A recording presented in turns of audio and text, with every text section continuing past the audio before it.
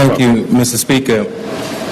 Mr. Speaker, in my preparation for my presentation today, I found that I have drafted multiple speeches to try and get the right balance. I received a few calls from individuals that I hold in high regard last night, and the theme and advice to me was to be measured. And that's what I will attempt to do. But I have to tell you that the first draft was way too harsh, so I had to dispose of that.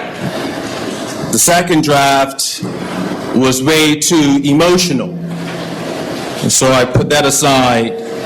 And then I decided to do something, Mr. Speaker, that I believe I need to do a bit more often. And that is, I said a prayer. And when I said the prayer, Mr. Speaker, the answer that came back was, just tell the truth. And the truth shall set you free. And so, Mr. Speaker, the creation of the One Bermuda Alliance was my idea. And that's what makes today a bit more difficult for me. Merging of the Bermuda Democratic Alliance with the United Bermuda Party, Mr. Speaker, was an idea that I had, and I shared it with my BDA colleagues, including my very good friend, the learned member, Mr. Pettingill, next to me here. And I'll tell you, Mr. Speaker, it took me 1 year to convince my colleagues it was a good idea. And then once we got to that stage, and it was after the by-election that was caused by the retirement of Dr. Ewart Brown, and the BDA's quality candidate came third, and they realized, you know what, the efficacy of the merger made sense. And then it took us 1 year to negotiate the merger. And Mr. Speaker, I took the idea to the Honorable Premier, Michael Dunkley, who has been my friend for many years, which also makes today very difficult. And we thought that it was something we can do, and it took us a year to negotiate the creation of the OBA. And the merger, Mr. Speaker, if you look at the name One Bermuda Alliance, alliance is another name for coalition. So the recent discussions that have been had and comments I have made about my interest and my desire of forming a coalition government is nothing new for me, Mr. Speaker. The formation of the OBA was just that. It was a coalition. It was a coalition of the BDA, which represented a progressive and grassroots political philosophy. Young people, new people into politics. With the United Bermuda Party, which represented experience and a fiscal conservative political philosophy. And the challenge that I had, Mr. Speaker, because let's not forget that in 2009, I resigned from the then UBP. And I resigned from the UBP because despite the fact that I shared a conservative fiscal approach, the United Bermuda Party, Mr. Speaker, fell out of touch with the people of this country. And they did not get the majority of the electorate. And I had a challenge with that, and that was part of the reason why I resigned. And so when we created this One Bermuda Alliance, Mr. Speaker, the vision was for the new OBA to allow the philosophy and the vision of the BDA to dominate, Mr. Speaker, the new party. Because that's what was fresh. That's what was attractive to the electorate. and have that blend, and it be a coalition, a co-opting of two organizations. And the plan and the vision was to grow as a grassroots party. And so, Mr. Speaker, what has happened is, instead of the OBA reflecting the vision of the BDA, particularly under the current leadership, Mr. Speaker, the OBA has embraced the philosophy and the methodology, Mr. Speaker, of the UBP. A philosophy of my way is the right way, Mr. Speaker. And it has governed in a way that clearly, and we've seen this in the last 2 years in particular, where there is a disconnect with the people of this country. And not necessarily because of the decisions that have been made, because there have been difficult decisions and decisions that had to be made to move this country in the right direction. This government inherited difficult situations, particularly when we talk about the economy. So we had some tough decisions. And I've always said that difficult decisions will attract criticism, because no one likes to deal with difficult decisions. But sometimes it's not what you do, Mr. Speaker. It's how you do it. And so we've had a methodology of arrogance, Mr. Speaker, coming from this government. My way is the right way, Mr. Speaker. And that is why we have had all of the protests that we have seen in the past 3 years, which have been unprecedented in number, Mr. Speaker, not just the frequency of them, but the amount of individuals that were protesting, because of the methodology and the disconnect. Because the fact of the matter, Mr. Speaker, is that in 2012, the people of this country did not vote for the United Bermuda Party.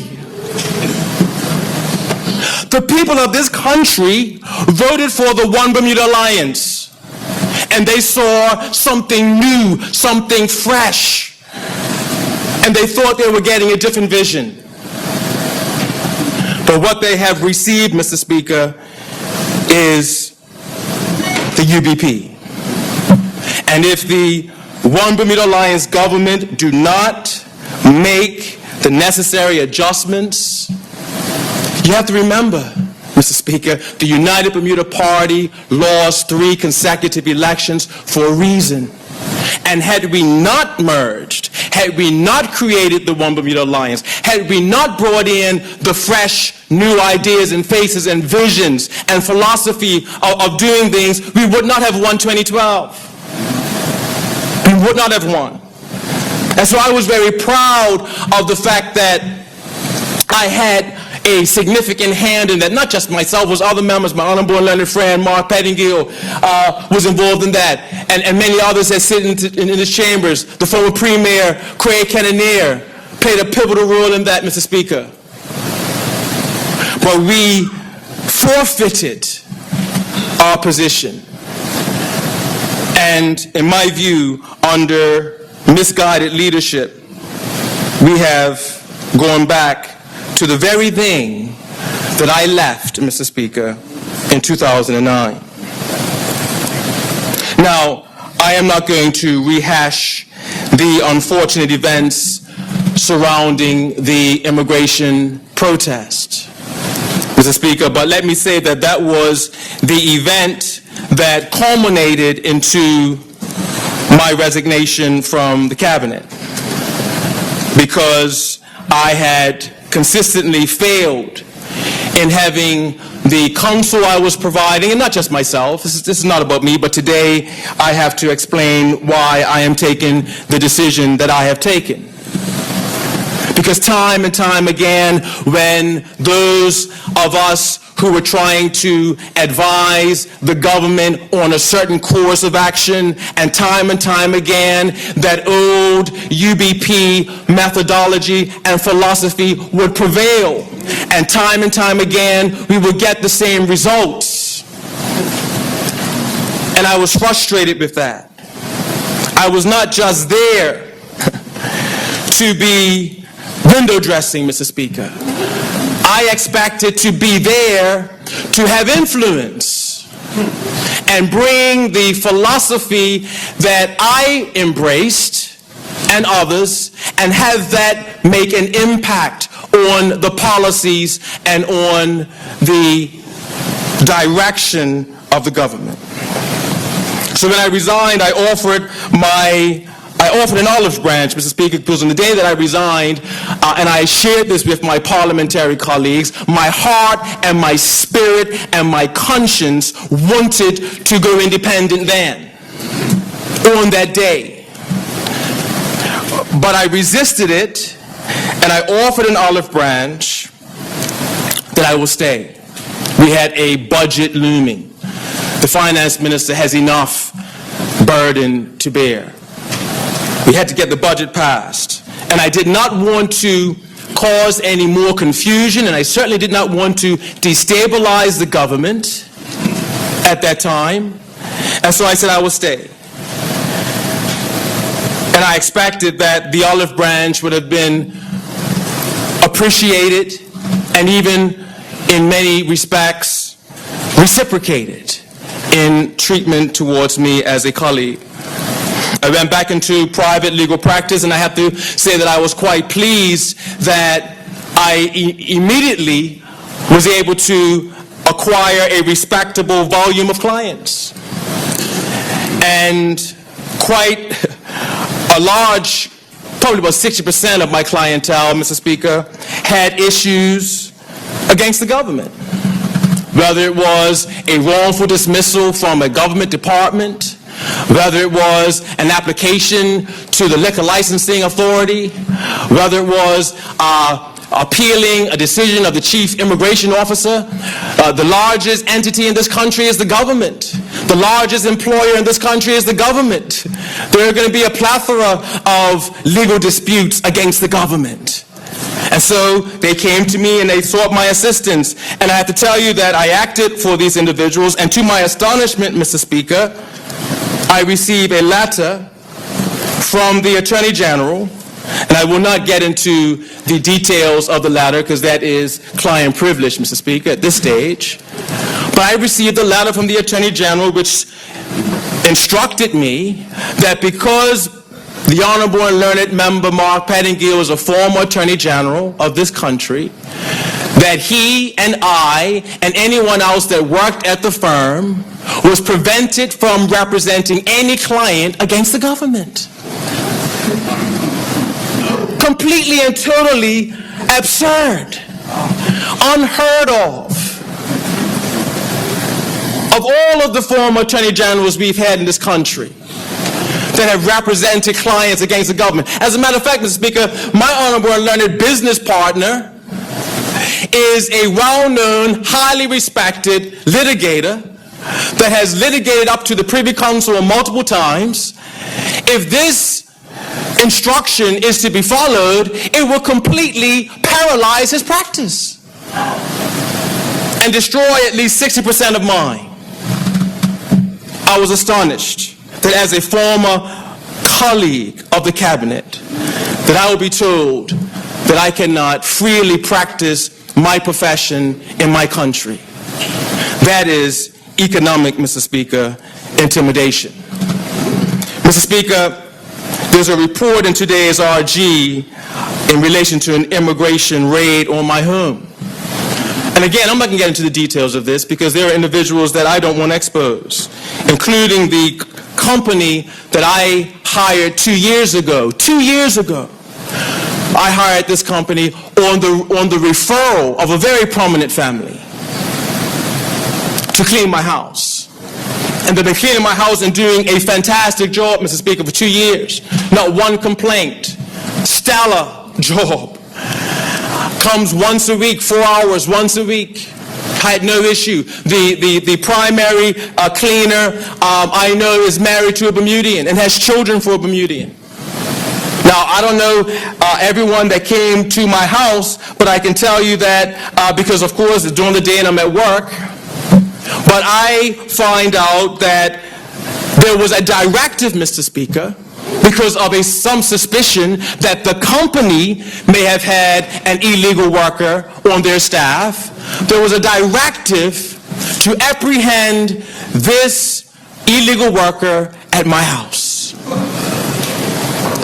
And I had 3 immigration officers come to my house and thoroughly search my house. A former minister of the government. Mr. Speaker. And so I hear people speak, and I don't know if they have a problem with it. This is the truth. And if you can't deal with the truth, then I'm sorry, Mr. Speaker, but this is what happened to me. And these are facts. And I have a responsibility to my constituents and to the people of this country to explain why I'm taking my feet today. Okay?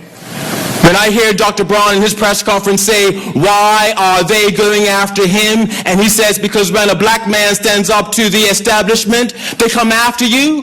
Well, I can say, you know what, Mr. Speaker, I'm living it. I'm living it, Mr. Speaker. When my uncles tell me stories when I was growing up about how if you went up against the establishment, you can get your mortgage pulled. I used to hear those stories, Mr. Speaker. And I used to think it was an exaggeration. Well, I don't anymore, Mr. Speaker. Because I am a former colleague. And this is happening to me, Mr. Speaker. So, what can I do when you have this level of mistrust? You have about 3 minutes left. Thank you, Mr. Speaker. And so, Mr. Speaker, this is not an ambush.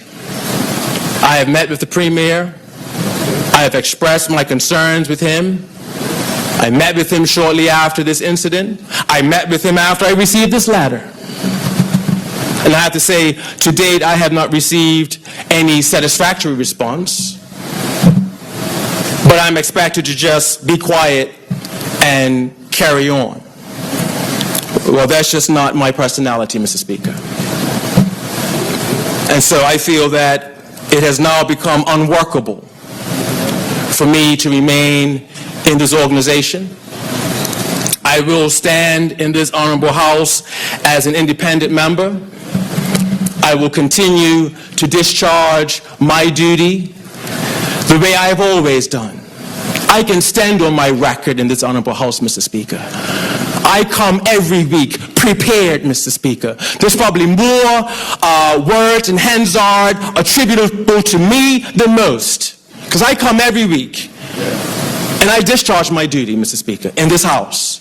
And I'll continue to do so and work hard. And I am not closed to working for this government because there are good people in this government, Mr. Speaker. But there are some, Mr. Speaker, who can't shake that old UBP way.